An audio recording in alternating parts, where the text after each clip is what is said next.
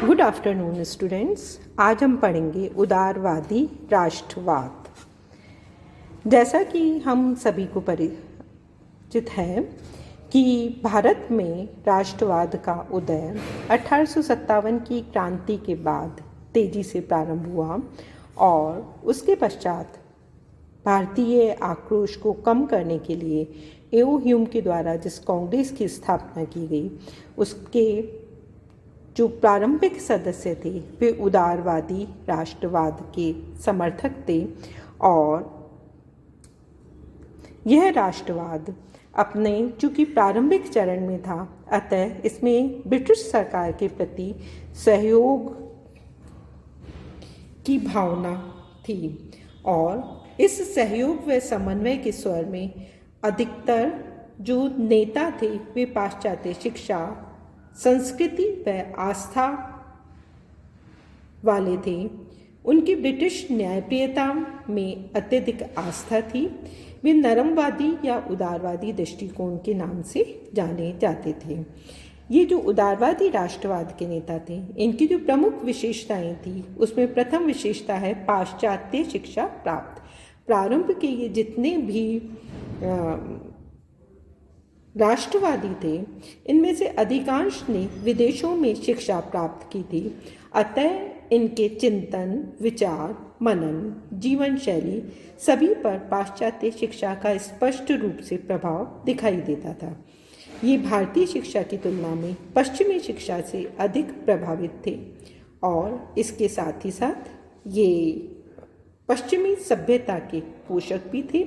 चूँकि पश्चिमी शिक्षा और प्राप्त थे, अतः पश्चिमी सभ्यता से बहुत अधिक प्रभावित थे। उनका मानना था कि भारतीय सभ्यता की तुलना में पश्चिमी सभ्यता अधिक बेहतर है और इसीलिए इन्हें काले अंग्रेज के नाम से भी जाना जाता था। केवल इतना ही नहीं, ये उदारवादी राष्ट्रवादी ब्रिटिश न्यायप्रियता में भी विशेष आस्था रखते थे। इन्हें इस बात का दृढ़ विश्वास था कि आने वाले समय में भारतीयों को उचित न्याय प्राप्त होगा, क्योंकि ब्रिटिश जो जाति है वह न्यायप्रिय है, ईमानदार है और भारतीयों के साथ भी वह समय पर न्याय करेगी। इसके साथ ही साथ हम देखते हैं कि चूँकि भारतीय राष्ट्रवाद का प्रथम एवं प्रारंभिक चरण था, अतः इन आंदोलनकारियों को भी संवैधानिक तथा क्रमिक सुधार में विश्वास था। इन्हें इस बात का विश्वास था कि ब्रिटिश सरकार के द्वारा धीरे धीरे क्रमिक रूप से जो भी संवैधानिक सुधार होंगे उसके द्वारा भारतीय जनता के दुख एवं कष्ट धीरे धीरे दूर हो जाएंगे और भारत में हम एक स्वराज्य की स्थापना करने में सफल हो सकेंगे। इन उदारवादी राष्ट्रवादियों की जो कार्यशैली थी वह अनुनय और विनय की भाषा पर आधारित थी। ये ब्रिटिश सरकार से प्रार्थना करते थे, अनुनय करते थे, अनुरोध करते थे कि भारतीय राजनीतिक व्यवस्था में भारतीय जनता के पक्ष में विभिन्न अधिनियम, कानून या सुधार स्थापित किए जाएं ताकि भारतीयों का जीवन बेहतर और बेहतर हो सके। इसके साथ ही साथ हम देखते हैं कि चूँकि इन्हें ब्रिटिश सरकार पर, ब्रिटिश सभ्यता पर, ब्रिटिश संस्कृति पर अत्यधिक आस्था थी, अतः इस कारण से इनके ब्रिटेन के साथ संबंध भी अत्यधिक दृढ़ एवं विश्वास पर आधारित थे। इन्हें आस्था थी कि समय के साथ साथ जो भी भारतीय समस्याएं हैं वे समस्याएं समाप्त हो जाएंगी और ब्रिटिश सरकार को वे हमेशा यहाँ पर बनाए रखने में भी विश्वास करते थे। इन्होंने कभी भी पूर्ण स्वतंत्रता की मांग नहीं की। इन भारतीय राष्ट्रवादियों के मन में पर यह भी एक आरोप लगता है कि इनमें त्याग की भावना का अभाव था। चूँकि ये उच्च वर्ग से संबंधित थे और पश्चिमी सभ्यता और शिक्षा से बहुत अधिक प्रभावित थे, अतः इन पर यह आरोप लगता है कि जो त्याग, बलिदान या देश के लिए जान न्यौछावर की भावना हम आगे आने वाले आंदोलनकारियों में देखते हैं, वह भावना इन उदारवादियों में नहीं थी। यद्यपि यह आरोप पूर्ण रूप से सही नहीं है। इसके साथ ही साथ इस राष्ट्रवाद के समय पर जो आंदोलन था वह केवल उच्च वर्ग तक ही सीमित था। उच्च और जो शिक्षित वर्ग था वही इस आंदोलन को चला रहा था। अतः उदारवादी राष्ट्रवादी पूर्ण देश की जनसंख्या से तुलना करें तो केवल एक मुट्ठी भर थे जो केवल भारत के अभिजन वर्ग से संबंधित थे। इन उदारवादी राष्ट्रवादियों के जो प्रमुख नेता थे उनमें थे दादा भाई नौरोजी, गोपाल कृष्ण गोखले, उमेश चंद बनर्जी, फिरोज शाह मेहता इत्यादि। तो भारतीय राजनीति में भारतीय राष्ट्रवाद को प्रभावित करने वाले जो प्रथम एवं जो प्रारंभिक चरण है, जिसे हम राष्ट्रवाद की नींव की ईंट भी कह सकते हैं या भारतीय स्वतंत्रता आंदोलन को प्रारंभ करने वाले में इन उदारवादी राष्ट्रवादियों की एक प्रमुख भूमिका थी। अब हम देखेंगे इन उदारवादियों की प्रमुख मांगें क्या थी। इनकी पहली मांग थी कि विधानमंडलों का विस्तार हो। जैसा कि आप सभी को भी भली भांति परिचित होगा कि ब्रिटिश सरकार में जो विधानमंडल थे उनकी न केवल सदस्य संख्या सीमित थी, उनमें भारतीयों को बहुत ही कम प्रतिनिधित्व प्रदान किया गया था। अतः उदारवादियों के द्वारा भारतीय विधानमंडलों के न केवल विस्तार की मांग की गई थी, बल्कि इसके साथ ही साथ इसका अधिक से अधिक भारतीयकरण करने की भी मांग की गई थी। इन राष्ट्रवादियों की जो द्वितीय मांग थी वह थी कि प्रत्येक क्षेत्र में भारतीय प्रतिनिधियों की संख्या अधिक से अधिक की जाए और ये जो भारतीय प्रतिनिधि हों ये जनता के द्वारा निर्वाचित भी हो, केवल मनोनीत भारतीय प्रतिनिधि ही नहीं हो। इनकी जो तीसरी प्रमुख मांग थी वह थी कि भारतीयों को उच्च शिक्षा प्रदान की जाए और विशेष रूप से जो सैनिक स्कूल हैं उनकी अधिक से अधिक स्थापना हो। भारतीय शिक्षित होंगे तो भारतीयों का जीवन बेहतर होगा, भारतीयों को उच्च शिक्षाओं उच्च सेवाओं में स्थान प्राप्त होगा। अतः इन्होंने उच्च शिक्षा की मांग की। इसके साथ ही साथ इन्होंने यह भी मांग की कि भारत में औद्योगिक शिक्षा का प्रचार हो।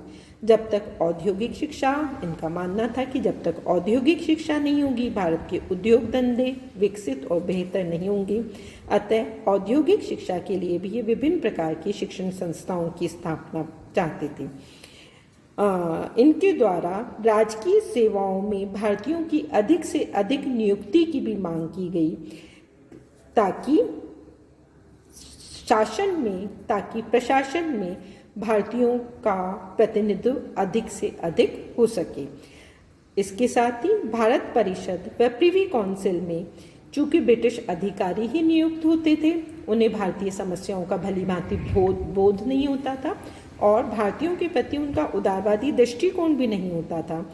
अतः इनके द्वारा भारत परिषद व प्रिवी काउंसिल में भारतीयों की नियुक्ति की मांग की गई।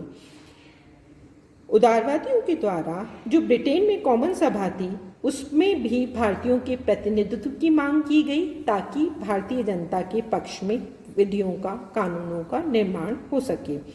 इनके द्वारा भारत मंत्री का जो वेतन था, जो कि भारतीय कोष से दिया जाता था, जिसका कि भारतीय जनता पर अतिरिक्त बोझ आता था, उसके लिए भी मांग की गई कि यह वेतन ब्रिटिश सरकार के द्वारा दिया जाए। साथ ही शस्त्र कानून में संशोधन की मांग की गई कि ब्रिटिश जो अंग्रेज हैं, यूरोपियन हैं, वे शस्त्र रख सकते थे, भारतीयों को यह अधिकार नहीं था। अतः शस्त्र कानून में संशोधन की भी इनके द्वारा मांग की गई। इसके साथ ही कृषि व्यवस्था में सुधार, जिसमें भूमि कर में कमी, सिंचाई व्यवस्था में सुधार की मांग की गई। कृषि बैंक की स्थापना की मांग की गई ताकि भारतीय कृषकों को कम ब्याज पर और आसानी से ऋण प्राप्त हो सके। इसके साथ ही जो भारत से अनाज निर्यात होता था उस निर्यात को भी रोकने पर बल दिया गया ताकि भारत में खाद्यान्न की पूर्ति भली भांति रह सके। बेगार प्रथा जो भारत में चल रही थी उसका विरोध किया गया और यह मांग की गई कि बेगार प्रथा का उन्मूलन किया जाए। इसके साथ ही दक्षिण अफ्रीका में जो भारतीयों के साथ रंगभेद की नीति अपनाई जा रही थी, इनके द्वारा उस रंगभेद की नीति का विरोध किया गया।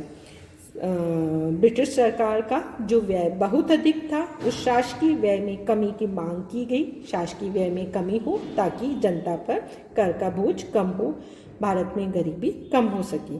और अंत में शासकीय सेवा की जो परीक्षा ब्रिटेन में हुआ, केवल ब्रिटेन में ही होती थी, इनके द्वारा उस परीक्षा का आयोजन भारत में कराने की भी मांग की गई ताकि भारतीय जनता अधिक से अधिक मात्रा में इसमें भाग ले सके और भारतीय जो युवा वर्ग है वह प्रशासनिक सेवा में आ सके।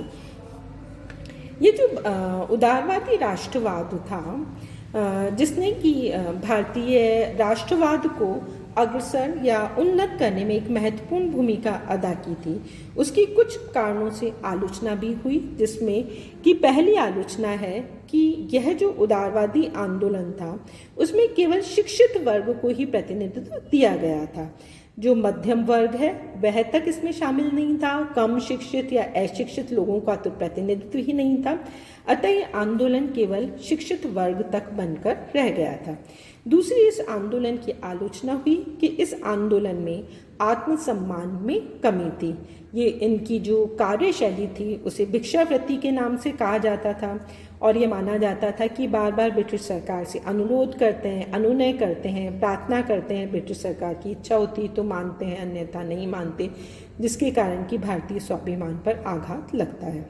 इनकी जो अगली आलोचना है वह इनके त्याग और बलिदान पर प्रश्न चिन्ह लगाती है और कुछ लोगों का कहना है कि यह केवल अपने स्वार्थों की या अपनी प्रतिष्ठा के लिए, सम्मान के लिए कार्य करते थे। इनमें त्याग और बलिदान की भावना नहीं थी और इसीलिए ब्रिटिश सरकार की आलोचना भी नहीं करते थे। यद्यपि यह आलोचना निराधार है, क्योंकि उदारवादी आंदोलन में अनेकों महान देशभक्त भी हुए और जिनकी की महात्मा गांधी के द्वारा भी प्रशंसा की गई।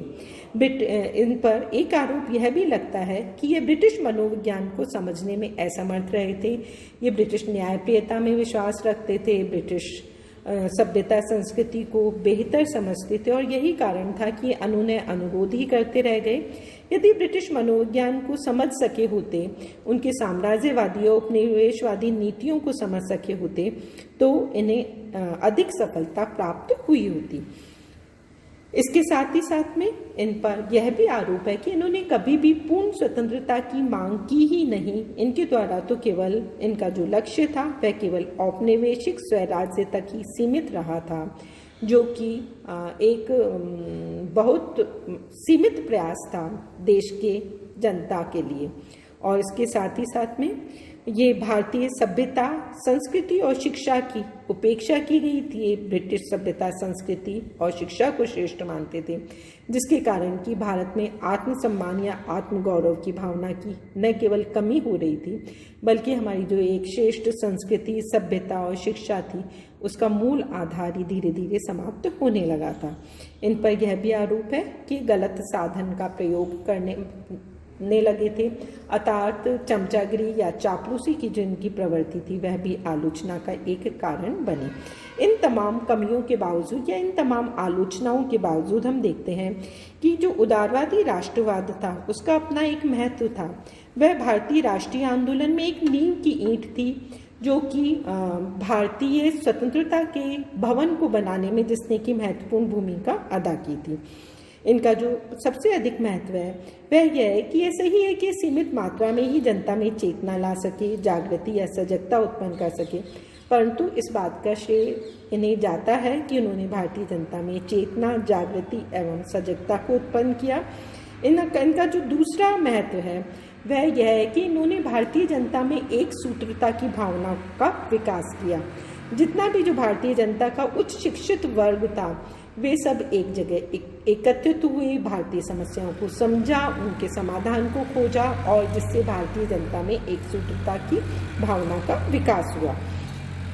केवल इतना ही नहीं, इन्होंने इस बात को भी हमें स्पष्ट किया कि शांत और संवैधानिक प्रयोग के साधनों के प्रयोग के द्वारा भी अनेकों समस्याओं का समाधान संभव है और इन्होंने काफ़ी समस्याओं को हल करने में सफलता भी प्राप्त की।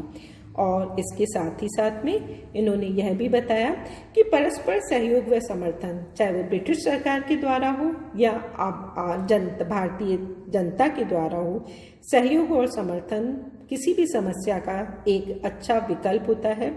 और इसके साथ ही साथ चूंकि उन्होंने बार बार अनुरोध किया, अनुनय किया और प्रार्थना की, अतः चाहे उससे किस सीमा तक भी सफलता प्राप्त हुई हो, पर ब्रिटिश जो असफलताएं थी उसने भी ब्रिटिश शासन के अवगुणों को स्पष्ट करने में सफलता प्राप्त की।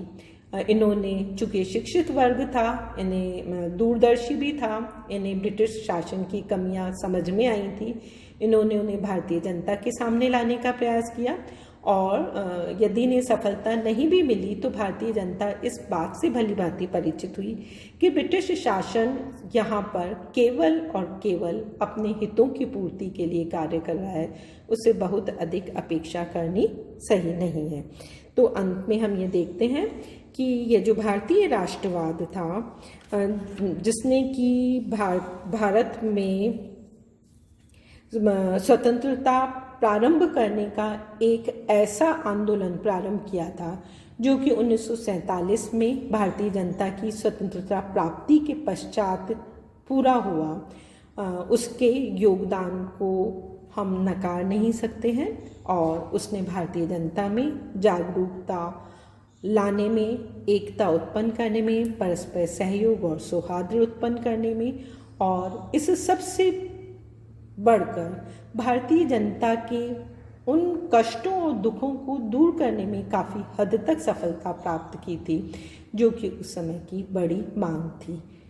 धन्यवाद।